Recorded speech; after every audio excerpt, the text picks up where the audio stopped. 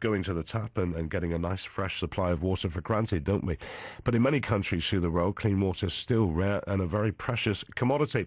Well, my next guest has just returned to Plymouth after visiting Zambia, where he was dowsing for water and building wells as well. Aaron Bray, good morning. Good morning, Gordon. I should think in a country like Zambia, very easy to take a wrong turn. Yeah, very easy. Some of the roads are not very clear there. Yeah, did sat-nav help you? You didn't have that sort of thing in Zambia. No luxuries like that. I've got to ask, how you got involved in all this? Basically, I run a company here in Plymouth called Chem Pump. We're water engineers, and this has been a trip that's been self-financed. I've always wanted to do from the heart, because I make my living as a water engineer here.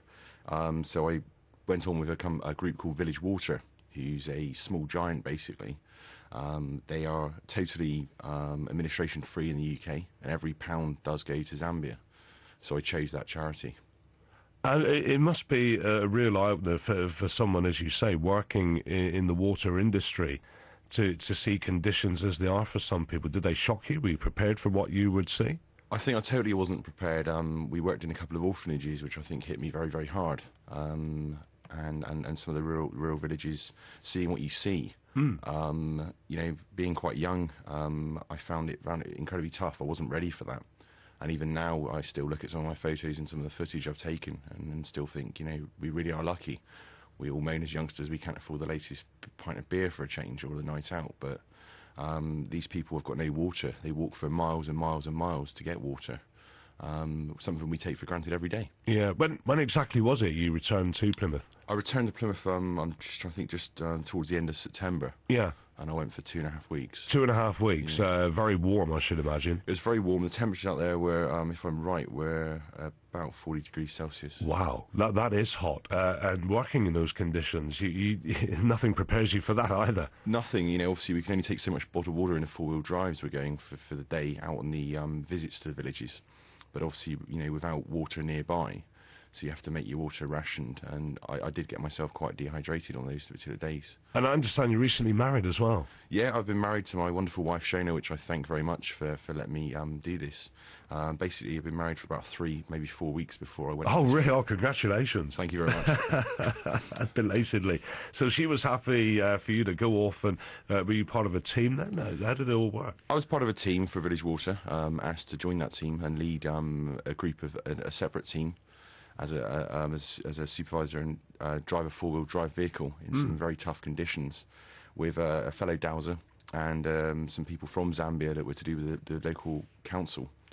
And then obviously we pick sites to obviously do the well excavations and then obviously help them manage the project. The project was very much about sanitation as well. It's not just water. And was that an education to some of the people that you met? Definitely so. Yeah. Definitely so. Obviously, there's a lot of problems with malaria and HIV in these villages. Yeah. One village we went to, there had just been 2 losses due to HIV. Yeah. So you realised how close you were to these particular illnesses. Sure. The dowsing process, the word dowsing will mean many things to many people because there are many forms of dowsing as we would know it. So how do you go about that? I'm basically just generally a water dowser. I'm a British Society of Dowsers registered tutor and professional dowser. There's a British Society? There is a British Never Society. knew that. There's several local groups, Tamar Dowsers and Devon Dowsers, locally. And obviously there's my website, discoverdowsing.com, which will link you to those. Discoverdowsing.com. Now, there's a thing when we get a 5-minute spell today, isn't it? Discoverdowsing.com. There it is. That's just something I do to obviously finance me to go to the charity. Yeah. It's something I got into because of my job, because I drill for water supplies in Devon, Cornwall, Somerset, and other parts.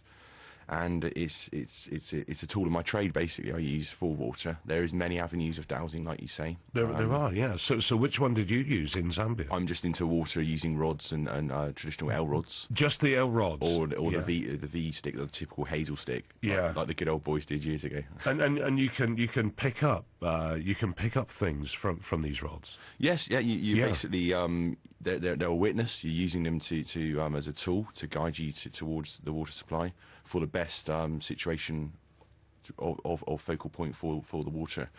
You know, I think you can, you know, you could drill or dig most places, and you might get a dry hole, or you may not. But So were you successful and able to educate some of those that you met in Zambia in how to get the water themselves? yeah, very much so. The project is teaching people about their sanitation needs, looking after the well, because a lot of the problems when these gifts are given to the villages, they don't look after it because they're not used to these things. So Yeah. the education process was to teach them completely about their sanitation and obviously looking after the well, and obviously the process of maintaining, repairing the pumps as well, and of the building process of the construction of pit latrines and the pumps. Because you are an award-winning dowser, are you not? Well, you know more than I do recently. We do our research fully here. Yeah, I've just come back from the Congress, in the British Society of Dowsers Congress, and I was very lucky and very honoured to have the Roy Talbot Award, which is a legendary water dowser, and it's a great honour to bring that home to Plymouth. There we are. I'm going to look at the website later on. discoverdowsing.com. .com. There we are. Would you go back to Zambia? I think I would. I think I'm going to have to get more ready for it.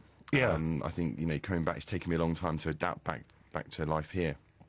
My body, with my functions of eating food and different things, has been quite difficult. Yeah. I think I would. I'd like to go back. There's another group in Devon now called Water Aid for Crogway, which is run by a lovely lady called Vivian England up in Oakhampton, and I didn't realise about that group until recently. And I think maybe they do work in Tanzania, in Crogway, and I would like to possibly help that group if possible. Well, it's an incredible thing, and you're finding more people finally, sort of, as you spread the word, getting interested in this and want to help. Yes, yeah, you know, more and more people are. Obviously, with the different credit crunch, I mean, it's very difficult. And obviously, for me, to raise that sort of funds to go, it's been a few £1,000s. It's been very tough, because they are self-finance trips to help the charity. Yeah. So it's difficult getting people to go, but it's something I had to do. I've worked hard over the last few years to get that money together to go, with very little sponsorship or anything from anybody these days, because it's cutbacks everywhere. Yeah. So there's more awareness. People are very keen to help the best way they can. And, you know, all I'll say to anybody out there is, you know, if you see a charity, a proper genuine charity, like something like Village Water or Devon Aid for Water, then I would support them, you know, at least. There's the story, and who knows what will come of it. Aaron, great to meet you today. Great story. Thanks for sharing it with us today. Thank you very much. Get back to married life now. Thank you. Aaron Bray with us this morning on BBC Radio Devon.